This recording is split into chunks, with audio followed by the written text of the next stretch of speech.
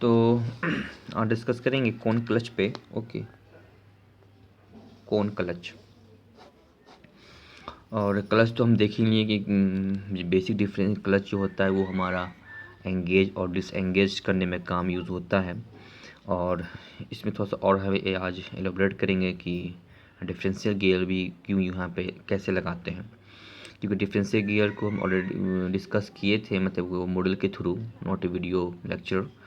इस क्लास के बाद अगर टाइम मिलेगा तो इस पर एक डिफरेंशियल गियर पे एक वीडियो बनाएंगे कि समझने में आसानी होगा कि आखिर डिफरेंशियल गियर कैसे काम करता है, मतलब कि ये जो गियर बॉक्स होता है वो कैसे काम करता है।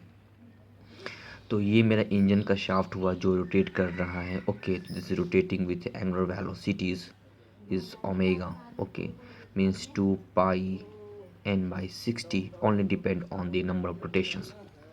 Okay, and the power of this input is P is equal to T into omega, means torque and angular velocities. So it is a power, the constant, this power here is will be constant to here. तो ये मेरा जो input shaft was called the engine shaft, you can say engine shaft. Okay, and this is called, this is the output shaft. It means this shaft say to connect to gearbox. तो this shaft is connect to gear box है। और ये जो picture में बना हुआ है ये सिर्फ एक क्लच का पिक्चर है, लेकिन क्लच का इधर और इधर दो शाफ्ट है। जो इधर का शाफ्ट वो इंजन का पार्ट होता है जिसमें मेरा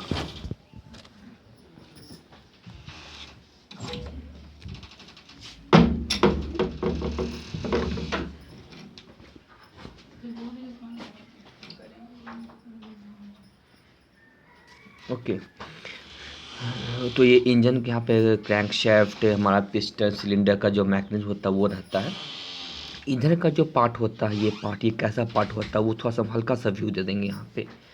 फॉर एग्जांपल जैसे कि ये जो शाफ्ट है, ये जो हम यहाँ पे ऐसा करके हम काट दिए हैं, इसका मतलब है कि इसके आगे का पार्ट भी मेरे पास है।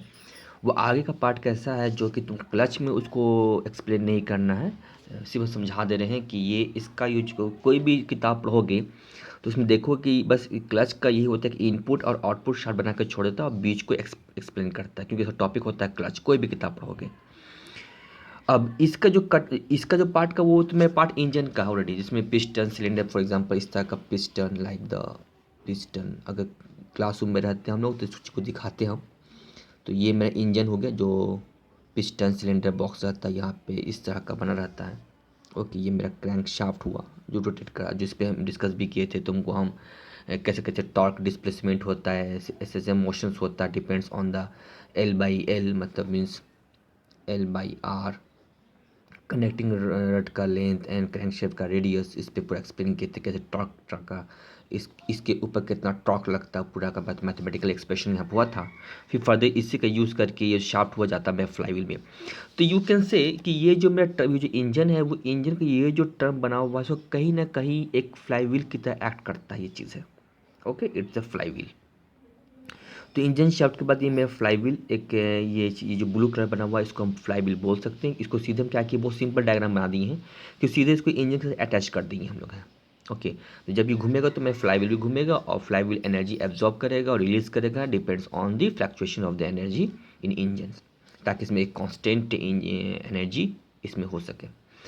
अब क्योंकि हमको ये आउटपुट में भी जो एनर्जी है उसमें कांस्टेंट पावर ट्रांसफर करना है, इसमें एनर्जी हमारा कांस्टेंट जाना चाहिए, फ्लक्चुएशन नहीं होना चाहिए, तो बीच में फ्लाईव्हील यूज़ कर दी ताकि ये एनर्जी कांस्टेंट एनर्जी सप्लाई कर सके चक्का। अदरवाइज क्या होगा, चक्का में घूम इस तरह के स्पीड, हल्का स्पीड इस तरह का चलते चलेगा। तो इसलिए हम इंजन के पास हम सीधे फ्लाईव्हील लगाते हैं ताकि जो एनर्जी में जो भी फ्लक्चुएशन होगा, जस्ट लाइक मान लो तुम छलनी टाइप का, जैसे होता है कि हम चाय बनाए, चाय में जो हम लोग छान देते हैं ताकि जब पत्ती अलग हो जाए, बस मान लो उसी तरह का फ्लाईव्हील भी हो गया कि इंजन से निकला फ्लक्चुएशंस होने लगा तो बस इसको मेंटेन बना के वो आगे उस एनर्जी को सप्लाई कर सके। It's easy, you can see it. लेकिन फ्लाईव्हील का पूरा हम एक्सप्लेन कर चुके हैं क्या क्या कैसे कैसे फंक्शन काम करता है। ओके, हाँ, तो मेरा टॉप ये था कि आखिर इसका आगे का क्या होता है इंजन पार्ट, वो भी देख लेते थोड़ा सा हम लोग हैं कि ये जो इंजन पार्ट होता है ये हमारा इंजन इस तरह का, ये जो शाफ्ट इसको बोलते हैं आउटपुट शाफ्ट या ड्राइवन शाफ्ट, इसको हम लोग किताब में ड्राइवन शाफ्ट के नाम से पुकारते हैं। और इसको ड्राइविंग मतलब DRIVING ड्राइविंग शाफ्ट के नाम से भी कहा जाता है।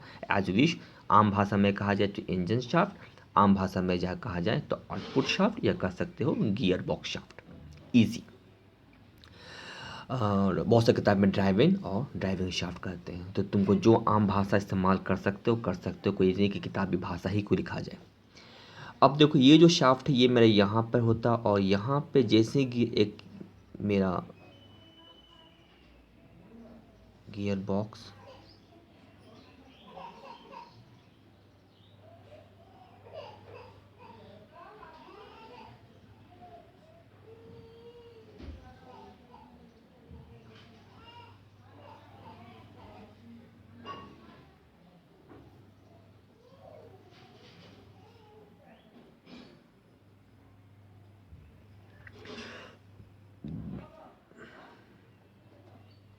अब ये जो चीज़ है वो चीज़ असल ये है।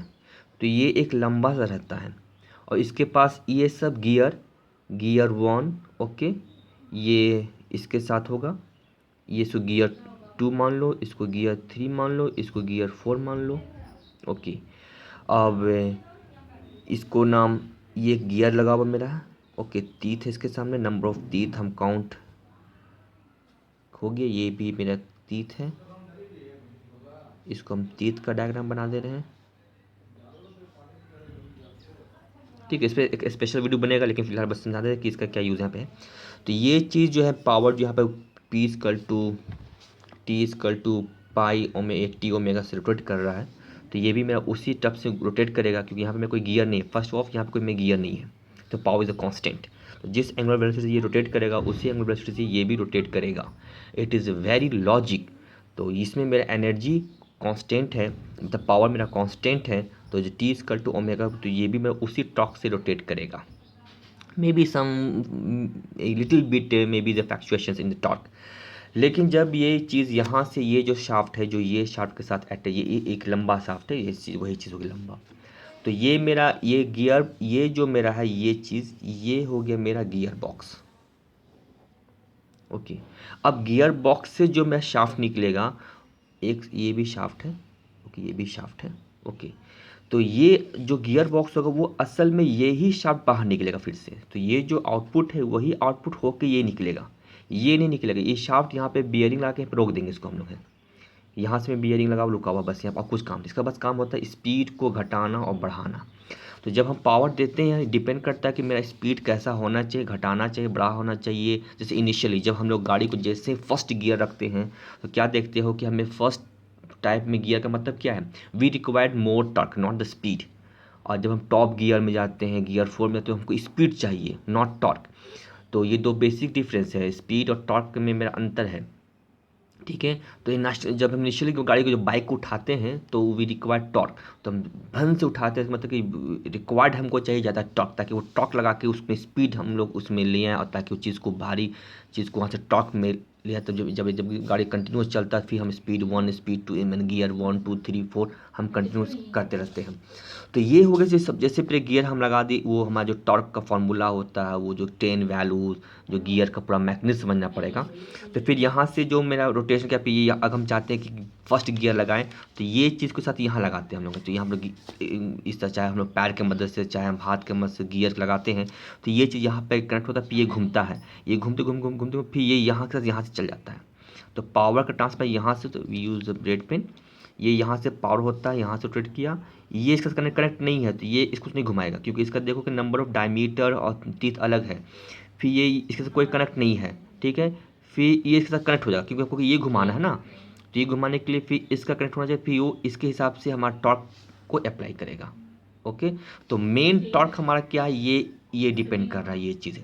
अब हमको चाहते गियर 2 लगा दें, तो जब गियर लगाएंगे तो ये चीज़ तो मेरा यहाँ पे रहे, ये चीज़ तो मेरा पावर यहाँ रहेगा, फिर ये हट के फिर होगा, ये चीज़ मेरे यहाँ पे एंगेज हो जाएगा, तो ये मेरा पावर एंगेज होगा, फिर ये कंटिन्यूस चलना शुरू हो जाएगा। तो ये डिपेंड करता है कौन सा हम गियर लगाते हैं। तो गियर लीवर की मदद से हम लोग एक दूसरे को टच करते हैं, ये हमारा गियर बॉक्स हो गया।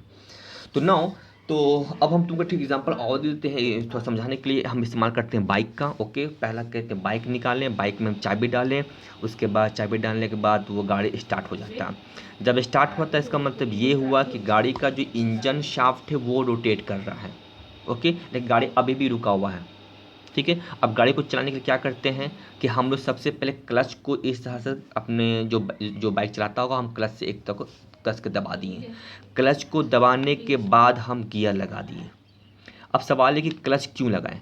अब क्लच आम भाषा में क्लच हम लगा दिए। क्लच लगाने का मतलब ये हो गया, जो क्लच देखो, जब हम क्लच लगाते हैं तो क्या मतलब होता है, क्लच जो हम बोलते हैं क्लच लगाओ, इस तरह जब हम दबाते हैं तो इसका मतलब ये हो गया कि वो असल डिसएंगेज्ड हुआ। जब जिस ऐसे लगाते हैं इसको बोलते हैं डिसएंगेज हुआ। और जब हम क्लच को धीरे धीरे छोड़ते हैं, बाइक का इस्तेमाल करें, जब क्लच छोड़ते हैं तो इसका मतलब हुआ है कि वो अब एंगेज हुआ। तो क्लच को छोड़ना आम भाषा में जो हम इस्तेमाल करते हैं, क्लच को छोड़ो, मतलब टेक्निकल लैंग्वेज का मतलब हो गया कि वो एंगेज हुआ। और जब बोलते हैं क्लच लगाओ तो इसका टेक्निकल मीनिंग हो गया कि वो डिसएंगेज हो रहा है। अब इसका भी फिजिकल समझ लो मीनिंग क्या है कि अगर जब हम लोग क्लच लगाते, जब हम लोग बोलते क्लच लगा लो, मतलब टेक्निकल का मतलब हो गया वो डिसएंगेज हुआ। डिसएंगेज का मतलब हुआ कि ये जो इंजन शाफ्ट ये तो कंटिन्यूस रुक रहा है, ये मेरा नहीं रुकने वाला है। जब तक हम चाबी को बंद नहीं करेंगे तब तक ये मेरा चलते रहेगा। तो ये मेरा कंटिन्यू घूम रहा, फ्लाईव्हील घूम रहा है। ओके, ये फ्लाईव्हील रेडी है अपना energy output power P T equal to omega देने के लिए रेडी है मेरा है। अब जैसे ये चीज पावर मेरा है, ये जो शाफ्ट, ये जो मेरा ये बिग तरह का मैकेनिज्म बना हुआ है कोन शेप का, जैसे ही अब यहाँ पे क्लच छोड़ लगा दी है तो ये क्या हुआ कि स्प्रिंग की मदद से, यहाँ पे स्प्रिंग की मदद से क्या होगा, इसको रिलीज कर देगा, मतलब डिसएंगेज कर दिया। तो अब ये डिसएंगेज हो गया, मतलब हो कि अभी तक अब टच नहीं हुआ है, मतलब ये दोनों शाफ्ट छूट गया। क्यों छूट गया कि अब उसके बाद क्या करते हैं, गियर लगाते हैं। गियर मतलब क्या कि ये जो शाफ्ट है उसको कौन सा गियर हमको चाहिए, हम उस हिसाब से गियर लगाते हैं। हमको टॉप हमको चाहिए फर्स्ट गियर, हमको टॉर्क चाहिए, तो हम गियर 1 पे अपना चाहे जो पैर की मदद से या गाड़ी 4 की गाड़ी की मदद से हम लोग हाथ से, या बाइक में फिलहाल हम लोग पैर का इस्तेमाल करते हैं, तो पैर से हम लोग गियर को हम ऊपर नीचे 1 2 3 इस तरह का न्यूट्रल करते हैं।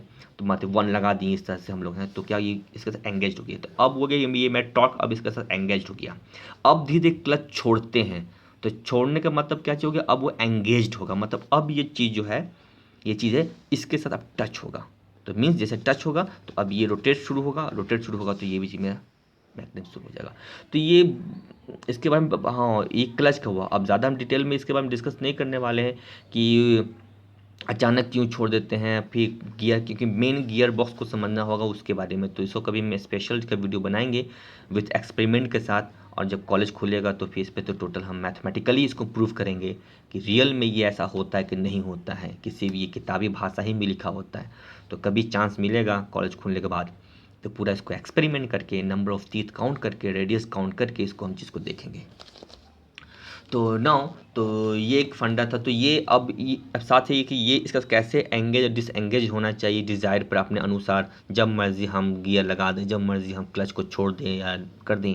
तो इसलिए हम इस तरह के बीच में एक मटेरियल लगाते हैं, कोई फ्रिक्शन सरफेस, ये जो ब्लू कलर का है जो फ्रिक्शन सरफेस रेडी करता है। तो इस तरह यहाँ पे एक फ्रिक्शन सरफेस हम इसको लगा देते हैं।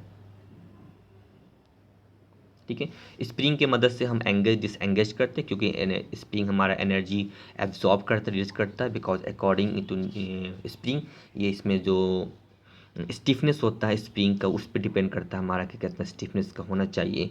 और इसमें जो वर्क, जो इनर्शिया फोर्स इसके ऊपर लगता है, जो एनर्जी मतलब कि जो एलोंगेशंस होता है जो करता है वो स्प्रिंग लॉ के अकॉर्डिंग, मतलब के इंटू एक्स पे काम करता है, मतलब स्प्रिंग स्टिफनेस इंटू डिस्प्लेसमेंट। तो ये सब ज़्यादा इसमें पढ़ने की ज़रूरत है ही नहीं कि ज़्यादा डिटेल में जाएंगे।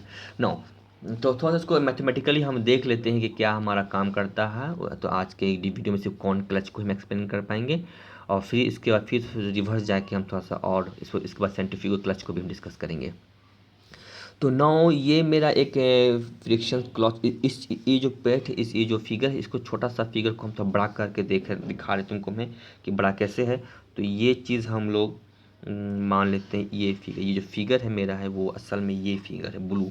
तो मतलब ब्लू कलर का ये जो मेरा फ्रिक्शन सरफेस है ये हो गया। ओके, और ये हो गया इसका विड्थ, मतलब W B equal to nothing but the width of the this friction surface. Okay. तो जितना क्योंकि क्यों बी लिए, क्योंकि ये इतने ही के बीच में फ्रिक्शन फोर्स लगेगा, इसी के बीच में टच होगा मेरा। ओके, तो ये जितना सा पार्ट है इसमें कोई फ्रिक्शन फोर्स मेरा टच नहीं होगा, तो हम इसलिए मान लेते हैं बी। ओके, नाउ उसके बाद कौन सेकंड वीडियो में कंटिन्यू करेंगे।